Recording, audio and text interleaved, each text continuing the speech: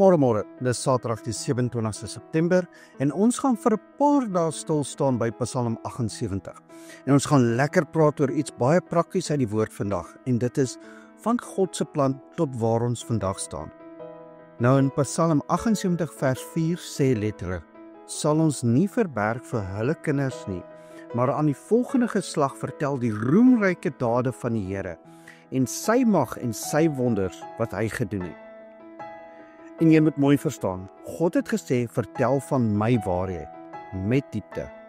Maar Hosea 4 vers 6 waarsku ons, my volk gaan te gronde weens gebrek aan kennis. Ons het 'n ernstige uitdaging. Weet jy, by die Rooi See deurgang moes die volledige waarheid oorgedra word. Nie net die storie nie, maar die betekenis, die laag, die diepte wat God daarin geplaas het.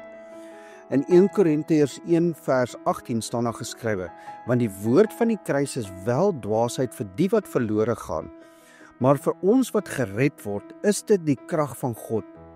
Maar wanneer laas het ons werklik die diepte van hierdie vers ervaar? Hier is iets wat my hart laat breek. Joodse kindertjies ken die Torah in diepte. Islam kinders ken die Koran in diepte. Maar ons Christelike kenners onthou van kerkbazaars en pannekoeke. Die Hebreëse woord etuth beteken getuienis met diepte, nie net oppervlakkige herinneringe nie. Terwyl ander kinders hulle geloofskrifte bestudeer totdat hulle dit verstaan, wat gee ons vir ons kinders? God se grootste getuienis was die kruis op Golgotha.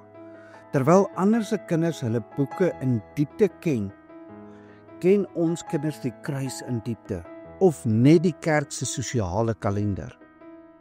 Kom ons bid saam.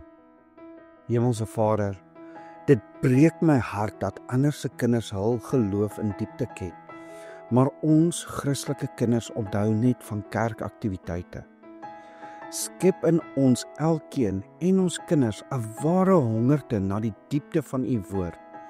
Laat hulle die kruis ken, nie net die bazaars nie. Gebruik ons om 'n nuwe geslag groot te maak, wat u woord werklik verstaan. Ons bid dit in Jesus naam. Amen. En onthou, die kruis het diepte. Leer dit vir jou kinders. Die kruis was nie 'n vergissing nie. Dit was die plan. En onthou, jy mag dalk die Bybel wees wat iemand vandag moet ontmoet. Ek hoop jy het 'n geseënde Saterdag.